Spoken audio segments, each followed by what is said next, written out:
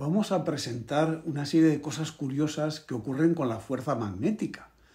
La fuerza magnética es maravillosa. Mira, se ejerce a distancia, sin tocar. Parece magia, aunque es solo ciencia. Pero es muy vistosa y hay que pensar un poquito por qué ocurren estas cosas. Mirad, estos son dos imanes. Los imanes tienen un polo norte y un polo sur.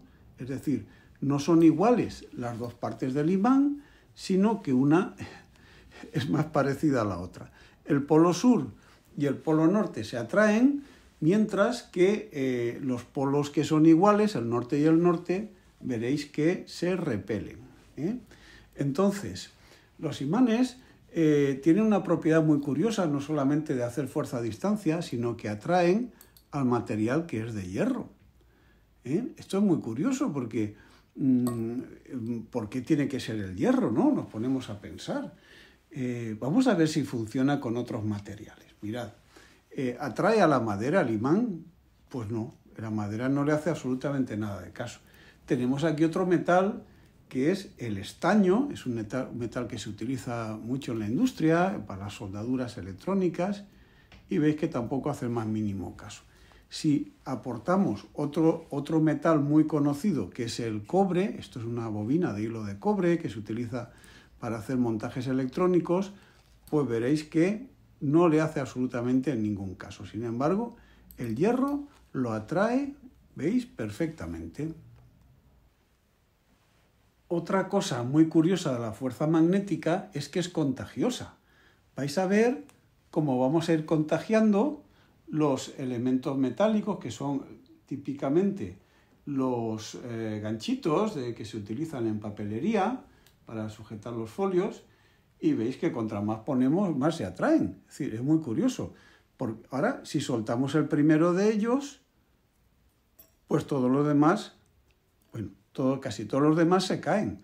Es decir, que se contagia, pero tiene que ser que se vaya transmitiendo de hierro a hierro, si no, pues tampoco funcionaría.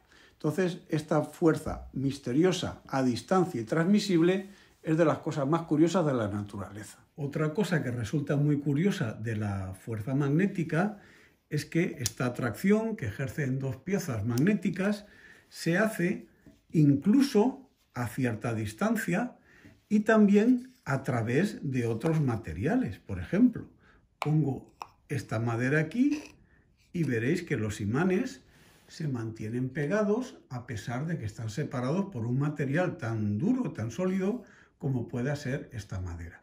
Eso quiere decir que esas fuerzas magnéticas se transmiten por el espacio atravesando los materiales más normales.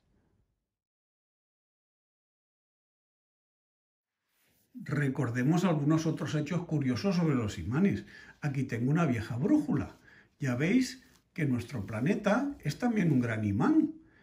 Probablemente está relleno de hierro, pero es muy curioso que no solamente los imanes normales, los objetos de hierro que vemos todos los días, pues nos parezcan imanes de verdad, sino que hay otras cosas que también actúan como imanes. ¿Veis? Aquí el polo norte y el sur se atraen y se repelen respectivamente, porque este imán de cerca es más fuerte que el imán enorme de la Tierra. Sin embargo, hay otros materiales muy curiosos que no son de hierro. Aquí tengo un imán fuertísimo que no es de hierro, es de un metal muy raro, del que quizá no habéis oído hablar, que es el neodimio. El neodimio hace los imanes más fuertes que se pueden construir ahora mismo en la Tierra utilizando metales. Es un elemento que es difícil de conseguir, hay muy pocas minas en el mundo, pero ha revolucionado completamente las posibilidades de aplicación en pequeños aparatos. Veis que es un imán de una enorme fuerza. Puede recoger todos los materiales que tenemos alrededor de hierro y levantarlos perfectamente porque tiene una fuerza gigantesca. Entonces veis que aparte del hierro hay otros imanes y no siempre los de hierro son los más fuertes.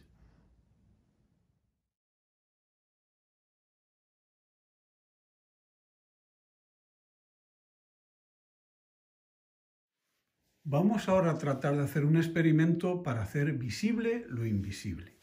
Mirad, tenemos aquí una botella de polvito de hierro, se llaman limaduras de hierro, hierro en forma de arena, de la cual hemos puesto aquí en este frasco un poquito. Vamos a tratar ahora de ver qué ocurre con el imán. Vamos a ponerlo debajo de este bastidor y vamos a ver si somos capaces de ver dónde está el imán simplemente dejando caer las limaduras de hierro por encima. Vamos a ver.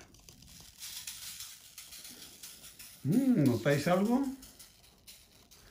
Aparecen una especie de pelos que van señalando las zonas donde el imán tiene su influencia. Veis que la fuerza que hace el imán llega al hierro que hay arriba y entonces este va adoptando diversas formas. Ya sabéis que el hierro se imanta al tocar otro imán y entonces tanto la zona del polo norte como el polo sur pues se van orientando y veis que si desplazamos el bastidor se adivina un poquito lo que ocurre que hay debajo, se ve dónde está el imán. Si ponemos un segundo imán, pues veis que los imanes se han unido y aquí pues se ha armado otro tipo de lío. ¿Veis? Las líneas de fuerza del imán. Estas líneas, este conjunto de líneas de fuerza del imán se llama campo magnético, es decir, la zona del espacio donde el imán llega a ejercer su fuerza y en una dirección determinada. No todo va recto, puede también tomar curvas, etc. Bueno, pues esto es la visualización del campo magnético, que es una cosa que tiene enorme importancia en las ciencias. Si ahora vemos de cerca un imán al que le hemos puesto directamente las limaduras de hierro, veréis cómo se forman pelos correspondientes a las líneas de fuerza que salen tanto del polo norte, donde salen, hasta las del polo sur, a donde llegan, después de haber salido por el polo norte y haber dado una vuelta por el espacio circundante. Ahora vamos a repetir el experimento del campo magnético, pero vamos a utilizar el imán más potente que tenemos, este imán de neodimio. Lo ocultamos aquí abajo, tiene un polo norte hacia arriba y un polo sur hacia abajo, y vamos a ver qué ocurre cuando echamos nuestras partículas magnéticas.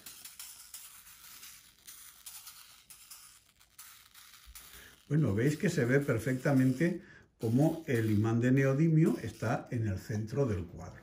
Si nos acercamos un poquito más la imagen, veréis que se puede adivinar cómo está el imán debajo y cómo al taparlo el campo magnético se adapta a la posición del imán. Luego las fuerzas salen del imán, se extienden por el espacio y son capaces de ejercer movimiento a distancia sobre aquellos materiales sensibles como el hierro o como cualquier otro.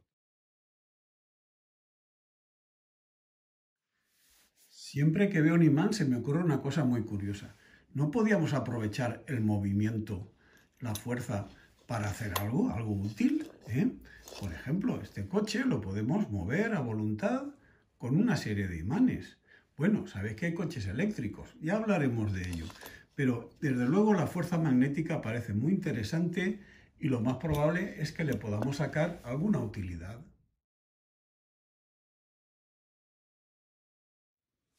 Nos hemos quedado con la curiosidad de saber cuál es el origen de esta fuerza magnética. ¿De dónde sale? Bueno, tiene que haber alguna fuerza poderosa detrás que lo explique.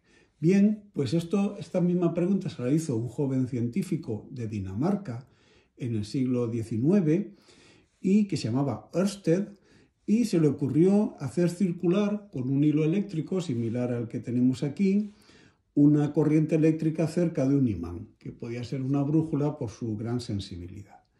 Bien, tenemos aquí el montaje muy parecido al que hizo este científico.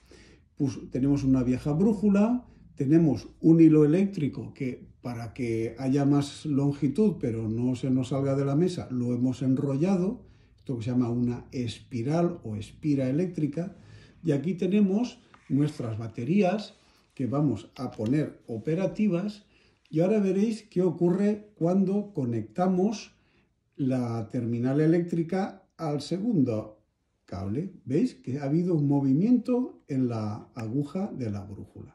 ¿Qué ocurre? Cuando circula la electricidad hay algo magnético que se forma. Vamos a verlo ahora con más detalle y observar cuidadosamente la brújula cuando hago la conexión eléctrica. ¿Ves? Que sufre un movimiento. Cuando quito la conexión, vuelve a orientarse con el polo norte-sur del planeta. Cuando le pongo una corriente eléctrica cercana, resulta que tiene un movimiento como si un imán la empujase hacia un lado. Bueno, pues veis que esta interacción entre la electricidad y el magnetismo resulta muy interesante. Con electricidad podemos mover los imanes. Puede ser que con los imanes podamos mover también cosas eléctricas. Esto nos da ideas para hacer aparatos, hacer una tecnología derivada de esta ciencia que nos permita mejorar nuestra vida corriente a base de tener una serie de equipos que nos la hagan más cómoda, más útil, producir fuerza. Bueno, ya llegaremos a lo que son los motores y lo que son los coches eléctricos y otros aparatos. Pero pensad en esta idea. Electricidad y magnetismo son lo mismo y combinados nos dan mucho juego para desarrollar tecnología.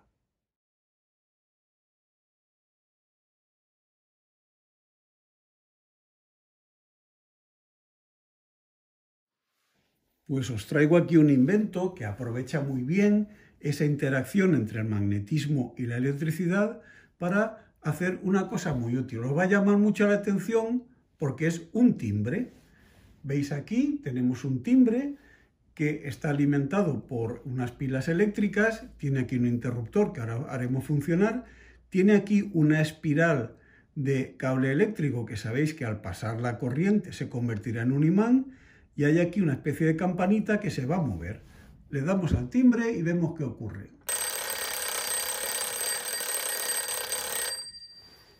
Bueno, y veis que funciona.